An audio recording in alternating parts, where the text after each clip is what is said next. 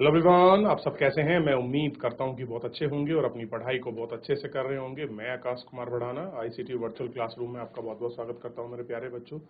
जैसे आपको पता है मेरे प्यारे बच्चों, बेसिकली हमारी आपका मेरे प्यारे बच्चों जो है 8th क्लास है और 8th क्लास में हम लोग देख रहे हैं खनिज और शक्ति संसाधन को हम लोग पढ़ रहे हैं कि आपके खनिज क्या हैं, खनिज किसको कहते हैं और शक्ति संसाधन के रूप में कैसे प्रयोग करते हैं। तो कल जो हमने पिछला लेक्चर पढ़ा था वो हमने खनिज के बारे में ही पढ़ा। क्लियर है? ठीक। तो आपको क्लियर होना चाहिए कि खनिज है क्या, किसको कहते हैं खनिज। कितने बच्चे बताएंगे? ऐसा नहीं, ऐसा कि नहीं है कि आपको नहीं पता, पढ़ चुके हैं चैप्टर में तो चीजें क्लियर होनी जरूरी है। तो खनिज क्या है ये आपको बताना है। तो आइए सबसे पहले आगे बढ़ रहे हैं और आगे बढ़ते हुए इन्हीं पर हम एक एक करके गौर करके देखेंगे कि खनिज और शक्ति संसाधन। ठीक है। अब देखिए, कीरी सुकांत से मिलने धनबाद के निकट एक पैतृक गांव जा रही है। कहाँ जा रही है? कोई आपकी तरह ही लड़की है, कोई स्टूडेंट है आपकी तरह, और वो कहाँ है? धनबाद जा रही है। तो पहली बात आपको पता होना चाहिए, जो धनबाद है वो किसके लिए फेमस है, यानी कि जो धनबाद है वो किसके लिए प्रसिद्ध है। अगर आपको ये पता है तो फिर तो कोई दिक्कत की बात इसमें है नहीं। क्लियर है? वो क्या है? उसका पैतृक स्थान। पैतृक मतलब जहां उसके पिता फैमिली वर्षों से रहते आ रहे हैं, वो उसका पैतृक है। कीरी विशाल काले क्षेत्र की देखभाल कर आश्चर्यचकित थी कि सुकांत यह स्थान पर इतना काला और धूल भरा क्यों है। जब उसने देखा कि यहाँ पर इतनी धूल उड़ रही है और काला क्यों है। आपको पता होना चाहिए धनबाद जो है वो कोयला खदान के लिए फेमस है। धनबाद में क्या होता है? कोयले की माइनिंग होती है। यह कोयले के निकट होने के कारण यहाँ के मटरकों को देख सकते हो और सभी खनिज कोयले को ले जा रहे हैं। सुकांत ने उत्तर दिया। अब वो कहती है कि खनिज क्या है। कौन पूछ रही है? कीरी क्वेश्चन करती है कि भाई ये बताओ खनिज क्या है। तो सुकांत कहता है, क्या आपने कभी नानाबाई को बिस्कुट बनाते हुए देखा है? उसमें आटा, दूध, चीनी और कभी कभी अंडे मिलाए जाते हैं। क्या आप पके हुए बिस्कुट खाते हैं? क्या आप इनके अवयवों को पृथक रूप में देख सकते हैं? इस प्रकार बिस्कुट के मिलाई हुई कई वस्तुओं को आप नहीं देखते हैं। कह रहे बिस्कुट में जो बहुत सारी चीजें मिलाई जाती हैं उनको आप नहीं देख सकते। उसी प्रकार पृथ्वी पर चट्टानों पर कई प्रकार की आपकी चट्टान मिलती हैं जो खनिज कहलाती हैं। खनिज ये पृथ्वी की चट्टान की परपटी में सभी जगह फैले हैं। तो क्या है? तो देखिए क्या बताया है कि उसी प्रकार जिस प्रकार पृथ्वी की चट्टानों में कई प्रकार के पदार्थ मिले होते हैं वो खनिज कहलाते हैं, और ये खनिज पृथ्वी की चट्टानों पर परपटी में सभी जगह फैले होते हैं। कैसे होते हैं? सभी जगह आपका फैले होते हैं। तो ये आपको खनिज की डेफिनेशन है। अभी मैं आपको समझाऊंगा और आपको बताऊंगा कि खनिज कहाँ से कैसे निकलते हैं, कैसे मिलते हैं। इसको भी हम लोग समझेंगे और देखने का प्रयास करेंगे कि आखिर में कीरी किस प्रकार समझने का प्रयास कर रही है कि भाई कहाँ से क्या कुछ निकल रहा है। क्लियर है?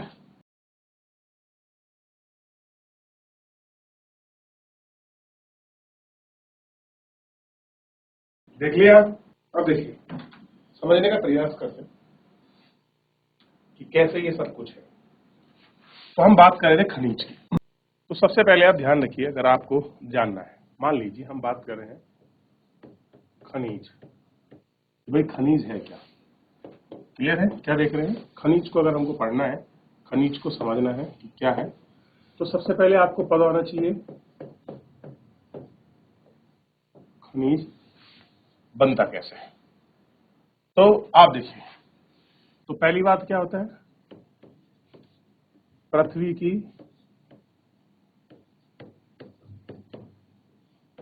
परतों में, और परतें कैसे हैं? ज्यादा बेटर आप लिखिए विभिन्न परतों में,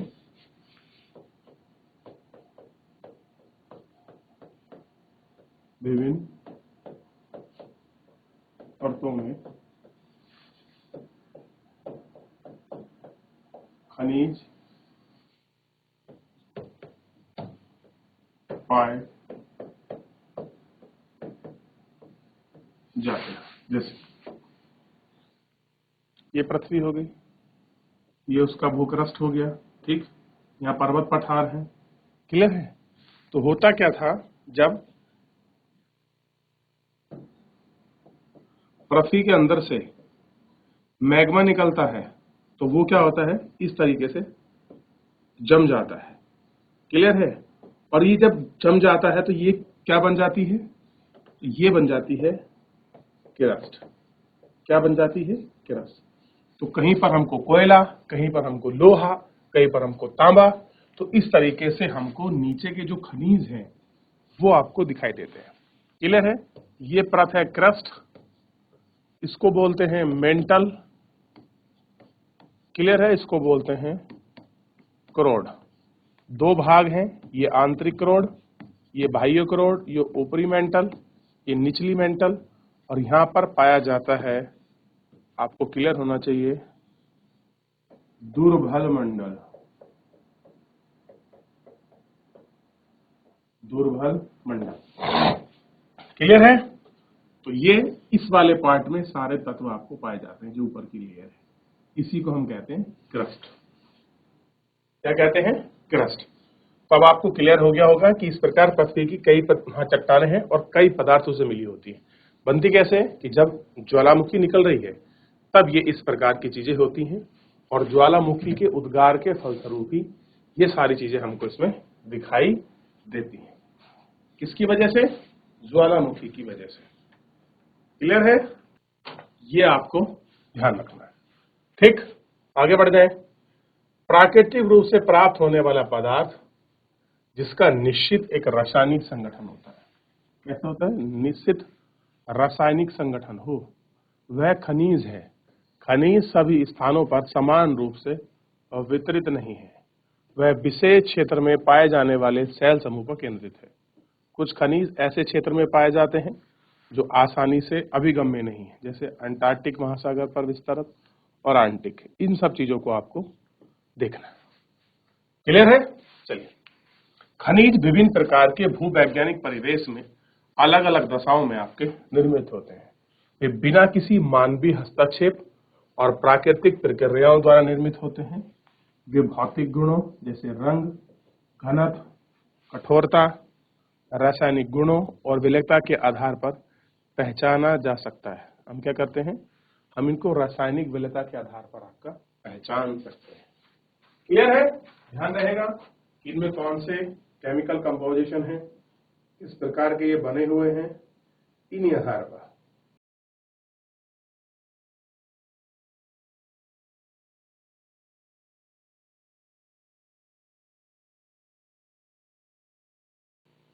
आगे बढ़े। चलिए, अब बात करते हैं खनिजों के प्रकार की, कि भाई जो खनिज हैं वो कुल मिलाकर कितने हैं। तो हम देखा था कुछ जो नेचुरल रिसोर्सेज हैं वो किस किस बेसिस पर हैं, ये भी हमने बात की थी कि हम उनको रिन्यूएबल कर सकते हैं, नॉन रिन्यूएबल है, कैसे हैं, इन पर हम बात कर रहे थे। तो पृथ्वी पर 3000 से अधिक विभिन्न खनिज हैं। कितने हैं?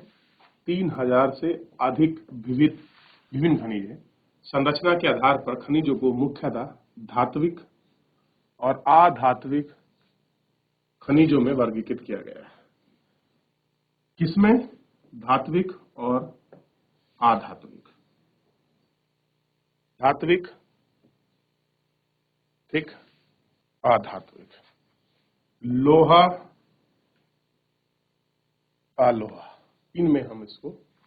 धात्विक खनिज में धातु कच्चे रूप में कैसी होती है? जो धात्विक खनिज होते हैं कच्चे रूप में हमको धातु जो है देखने को मिलती है।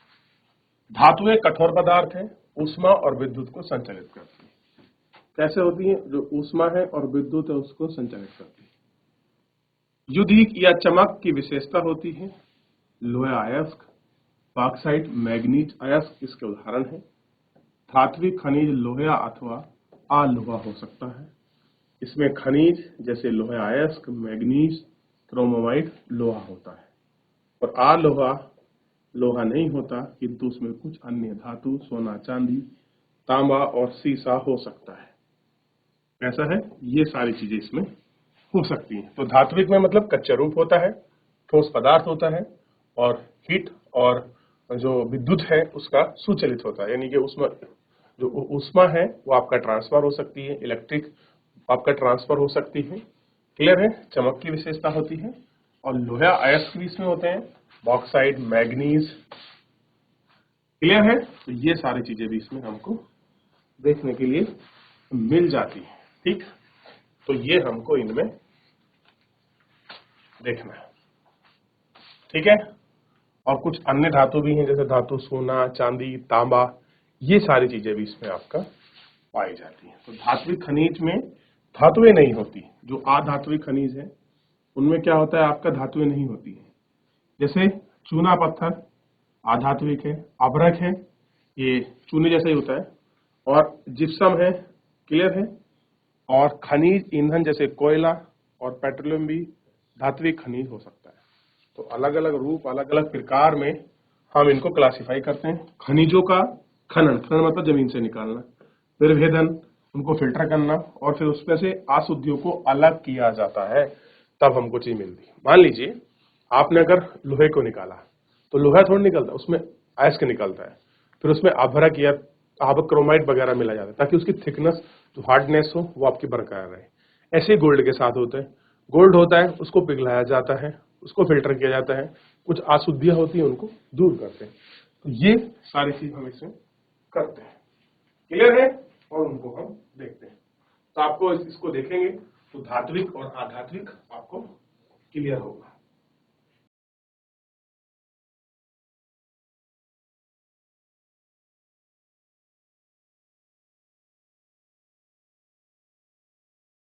आगे बढ़े। तो धात्विक और अधात्विक।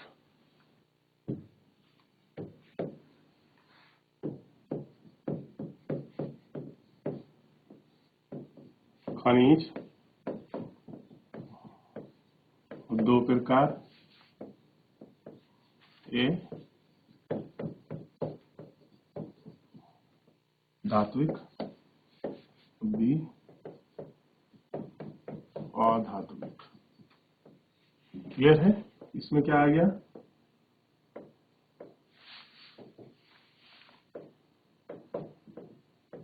लोहा, तांबा, सोना, ईटीसी। इसमें क्या आ गया, चूना पत्थर, जिप्सम और अभ्रक, ईटीसी, यानी कि आदि। क्लियर है? ध्यान रहेगा। और देखिए इन सब खनिजों को क्या करना पड़ता है, उत्खनन, और क्या है उसको प्रवेदन क्या बोलते हैं, फिल्टर करने को प्रवेदन, प्रवेदन, प्रवेदन। ये दोनों काम के माध्यम से ही हमको क्या होता है, खनिज मिलते हैं। कैसे होते हैं, हमको ये खनिज मिल जाते हैं। क्लियर है? ये आपको ध्यान रहेगा ना। तो इन सारी चीजों की वजह से ही ये सारा होता है। ठीक, देख लिया। अब देखिए सेल। सेल क्या होते हैं, खनिज अवयवों के अनिश्चित संगठन वाला एक या एक से अधिक खनिज एक समूहन है। कह रहा है सेल क्या है, खनिज के वे अवयव जो कैसे हैं, अनिश्चित संगठन है, उन्हीं को हम कहते हैं। क्लियर है? सेल जिसमें खनिजों का खनन किया जाता है या अयस्क कहते हैं। यदि 2800 से अधिक खनिज की पहचान की गई है, इसमें केवल लगभग 100 अयस्क खनिज में समझे जाते हैं। तो जो अयस्क हैं उनको ही हमने खनिज समझा है। क्लियर है? ये हमको देखना है, याद रहेगा इतना, कितनों को हमने खनिज समझा है। ठीक है, चलिए ध्यान रहेगा। अब खनिज को हमने देख लिया। अब या तो हम सीधे खोद के निकाल लेते हैं खनिज को, ये लिखना वृत्त, वृत्त खनन, और एक होता है कूपी, यानी कि एक हम लोग आपका ड्रिल करके निकालते हैं। क्लियर है? तो ये है कूप की जो खनन है, इसको हम ड्रिल करके निकालते हैं। वैसे हम सीधा खोद कर निकालते हैं। अब मैं आपको दिखाऊंगा कि मैं कैसे उसको निकालने की बात कर रहा हूं। इस पर भी हम लोग आपकी चर्चा करेंगे। तो सबसे पहले आप देखिए, अब तटीय क्षेत्र जो ऑफशोर रीजन है, वहां पर प्रबंधन हो रहा है खनिज शक्ति संसाधन का। तो ड्रिल की जाती है समुद्र के अंदर। क्लियर है? हम लोग पहले रिसर्च करते हैं, R&D करते हैं, भाई यहाँ पर पेट्रोल होने की संभावना है। तो जैसे पेट्रोल होने की संभावना व्यक्त करते हैं, तो हम लोग उसी में क्या करते हैं, अपना रिसर्च शुरू करते हैं। उसमें ड्रिल करते हैं। पहले हम गैस को निकालते हैं, क्योंकि पेट्रोल जो हमारे पेट्रोल मतलब जो तेल है, तेल के ऊपर पेट्रोल है, तो वो नेचुरल गैस आपकी रहती है। क्या रहती है? नेचुरल गैस है। पृथ्वी की सतह के अंदर दबी सेल से खनिज को बाहर निकालने की प्रक्रिया खनन कहलाती है। खनन मतलब क्या है? जब कोई आपका सेल समूह है वो अंदर दबा हुआ है, तो वो बाहर निकलता है, और उस बाहर निकलने की प्रक्रिया प्रोसेस को हम क्या कहते हैं? खनिज कहते हैं। क्लियर है?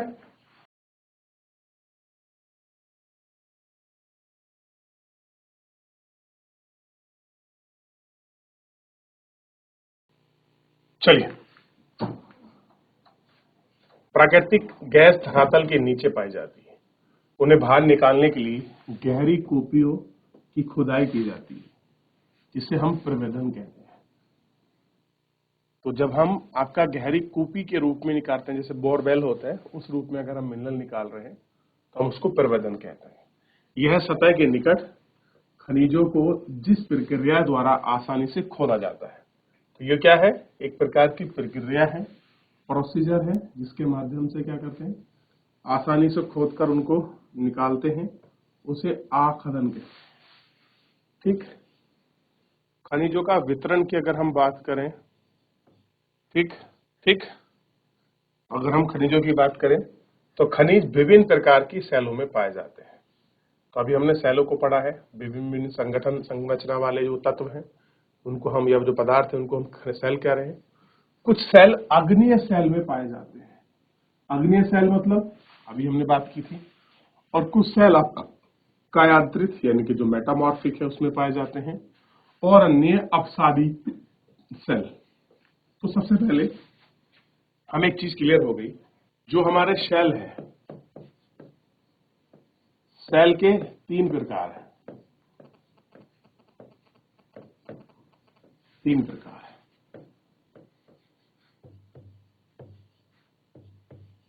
तो एक तो हो गया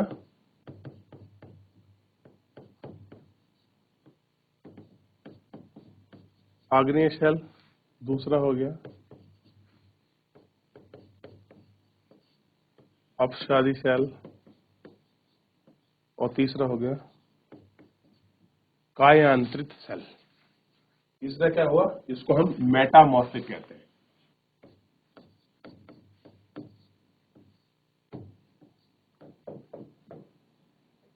क्लियर है?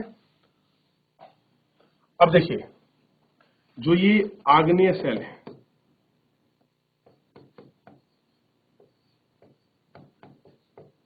ये किससे बने हैं? ज्वालामुखी के उद्गार के बाद लावा के ठंडे होने के कारण बने। क्लियर है? ठंडे होने के कारण बने। क्लियर है?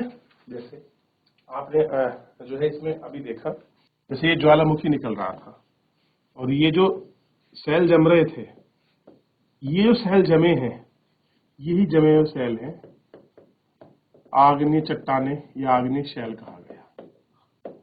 क्लियर हो गया? तो बेसिक क्या है? ये ज्वालामुखी से जो निकले हैं।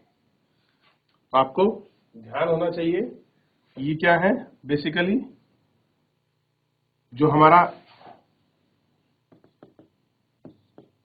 ज्वालामुखी जो निकला है ये क्रस्ट के रूप में, जो आपका तरल या गाढ़ा लावा जो आपका जमा है, तो ये जो जमे हैं ये ही क्या है, ये आग्नेय सेल या ऑब्लिक चट्टान है। क्लियर है? इस रूप में इनका जमा हुआ है। क्लियर है? और जब आपकी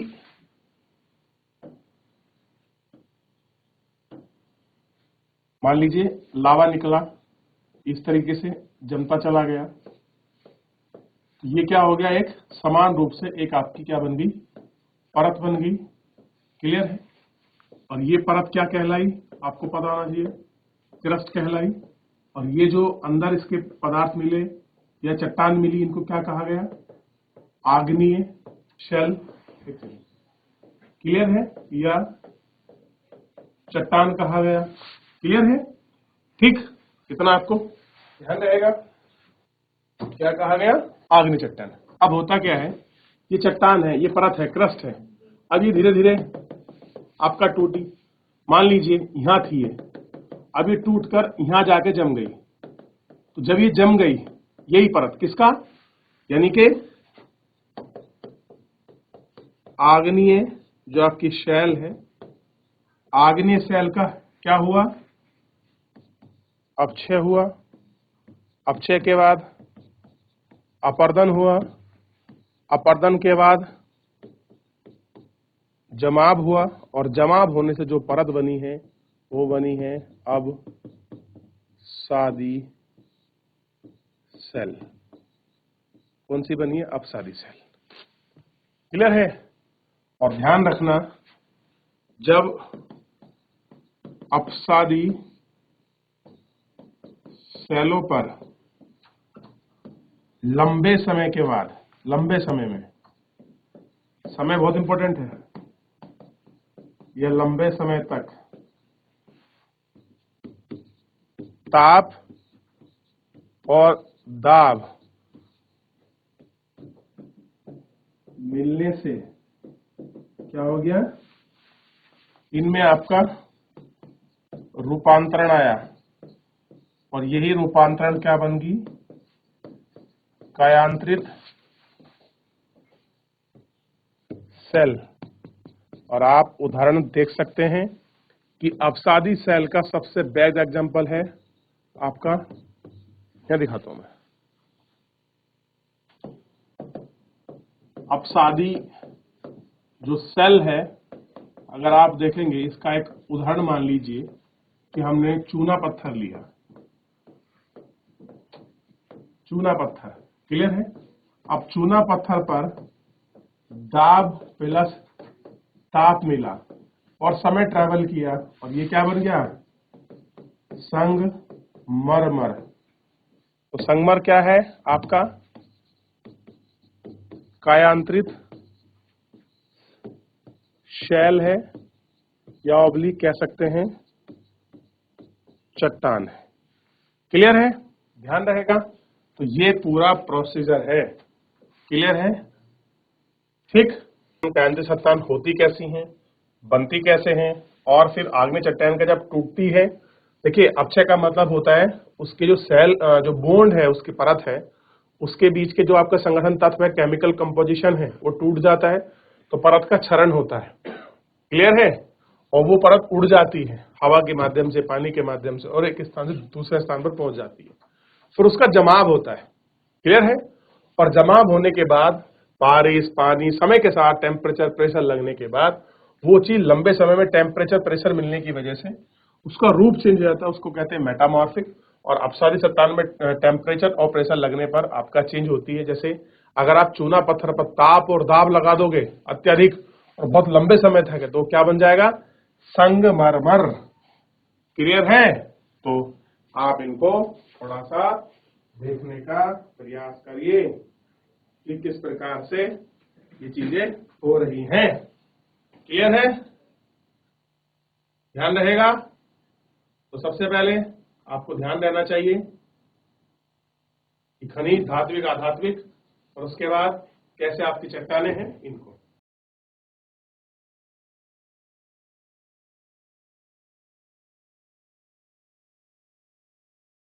चलिए आगे बढ़ जाए। अब हम आगे बढ़ रहे हैं। तो अब आपको क्लियर होगा कि जो सेल है वो खनिज का जो वितरण है, कुछ आग्नेय सेल पाए जाते हैं, कुछ कायांतरित, कुछ अपसादी। तो ये तीनों सेल आपको क्लियर हो गए होंगे। क्लियर है। और धात्विक, खनिज, आग्नेय और कायांतरित सेल समूह, जिनसे विशाल पठारों का निर्माण है। तो जितने भी बड़े बड़े जो आपके पठार और प्लेट्यू बने हैं, तो वो किसके बने हैं? या तो आग्नेय के हैं या फिर आपका मेटामॉर्फिक जो है, जो कायांतरित है, इनके बने हैं। यानी कि अपसादी चट्टानों के नहीं बने हैं। इनसे क्या, अपसादी चट्टानों में क्या मिलेगा? खनिज तेल मिलेगा, गैसेस मिलेंगी, कोयला मिलेगा, ये चीजें मिलेंगी। क्लियर है। अब जैसे इनमें विशाल पठारों का निर्माण होता है, जैसे उत्तरी स्वीडन में, तो नॉर्थ स्वीडन है, उसमें लोया अयस्क, आपका ओंटोरियो यानी कि जो आप कनाडा का क्षेत्र है वहां पर तांबा निकिल के निक्षेप हैं। और दक्षिणी अफ्रीका में कैसा है? लोहा, इसमें निकिल, क्रोमाइड और प्लेटिनियम है। आग्नेय और मेटामॉर्फिक सेल में पाए जाते हैं। तो जो भी चीजें मिलती हैं या तो मेटामॉर्फिक में है या फिर आग्नेय में, इग्नियस रॉक्स में। क्लियर है। आप इनको रॉक्स कह लीजिए, आप इनको सेल कह लीजिए।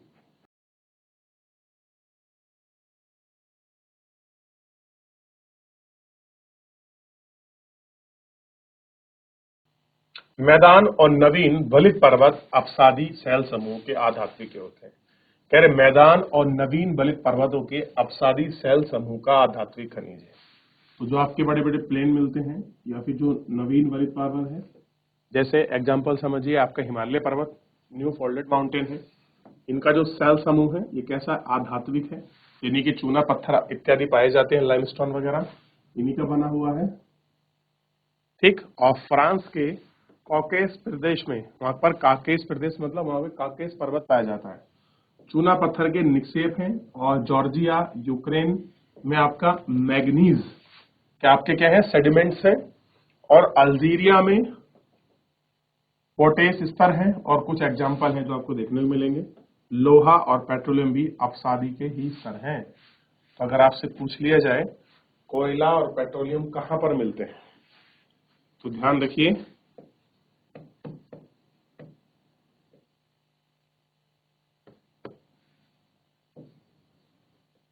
कोयला व